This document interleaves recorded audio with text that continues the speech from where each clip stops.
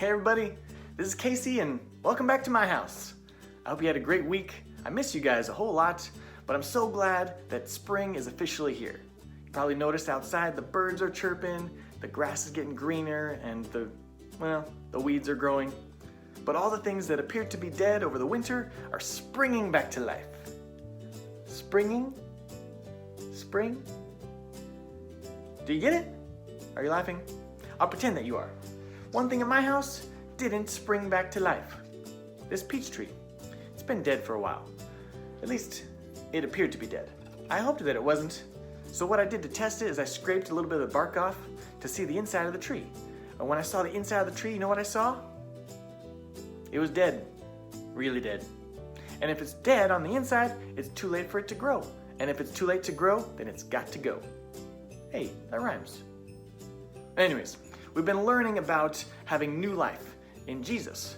And today I want to share with you a hero in the Bible who experienced new life when he met Jesus.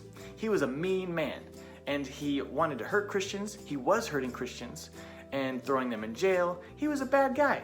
But then he met Jesus and his entire life changed because of that experience. Before I share with you the story of that man, I want to read for you a verse from 2 Corinthians chapter 5, verse 17. It says this, 2 Corinthians chapter 5, verse 17. Therefore, if anyone is in Christ, the new creation has come. The old is gone and the new is here. What does it mean to be new? What does it mean to be in Christ? Well, when we're in Christ, it's like we are in God's family. When we choose to follow Jesus, we become part of God's family. Being a new creation means that God gives us a new start. Our old self is gone. The sin that we had in our lives is cleansed. We are forgiven of it. We are made new. We get a new start. And that is what this man's life was all about. So today's story is about a man named Paul. Paul went on to change lots of people's lives because he experienced Jesus. But before he was Paul, he was called Saul. And in Acts chapter 9, Saul was on his way to Damascus. He was going to Damascus because he was going to arrest and have Christians, have followers of Jesus, hurt. That was what the plan was, to just go and get all these people that follow Jesus, hurt them, and have them thrown in jail. So as he was going, he was stopped by this flashing bright light. And he fell down and he heard this voice. And the voice said, "Saul, why do you persecute me?" Pretty good Jesus voice. Eh? But he couldn't see anything, so Saul was looking around. He's like, "Who are you, Lord?" And the voice said, "It is I, Jesus, the one you are persecuting. Now go into the city and I will tell you what to do next." So Saul got up and couldn't see. He was blind. So his friends had to help him get into the city where he could wait to hear what was going to happen next. So as Saul was going to the city, Jesus spoke to another man named Ananias. And Jesus told Ananias that he needed to go and help Saul. Well, Ananias knew the name Saul. He knew why Saul was coming to Damascus, and he knew that if he went to help Saul, he might get killed or thrown in jail. So he didn't want to. But he decided to listen to Jesus, and he went and helped Saul anyways. God used Ananias to get Saul's sight back. And then Saul was baptized and began to do some amazing things to help others. He even changed his name to Paul, so that way people would know that he was a changed man, and thanks to Jesus, he had experienced a new life. He was given a fresh start.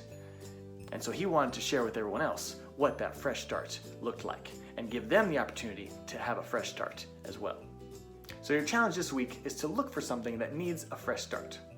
Maybe it's painting a wall in your house. A fresh coat of paint can be a good fresh start for it. Maybe it's the room itself because it's your bedroom and it's really messy, or your closet needs a fresh start. Maybe there's a tree or a plant outside that you can replace and get a fresh start out there in the garden. Maybe your dad hasn't shaved for too long and his face needs a fresh start, like mine. Check it out. Not bad, right? I mean, I just started a couple hours ago. Anyways, as you look for things that need a fresh start, you'll be reminded of Paul and the fresh start that he was given. I want to read the verse for you again. 2 Corinthians chapter 5, verse 17. Therefore, if anyone is in Christ, the new creation has come. The old has gone, the new is here. You want to know who wrote that verse? Paul! He experienced a new start with Jesus, and he wanted to make sure we knew it was possible for us to experience a new start too. Lots of plants get a fresh start every year in the spring. Unfortunately, not my tree. But thankfully, we are not like the tree. We can have a fresh start too, just like Paul did. It doesn't matter how dead you feel, or how bad you feel, or the wrong that you've done. It wasn't too late for Paul to have a fresh start, and it isn't too late for us to have a fresh start either. After Paul met Jesus, he did some amazing things. You want to know what he did? I guess I'll share that with you next week. So have a good week, and I'll see you then. Thanks for coming over.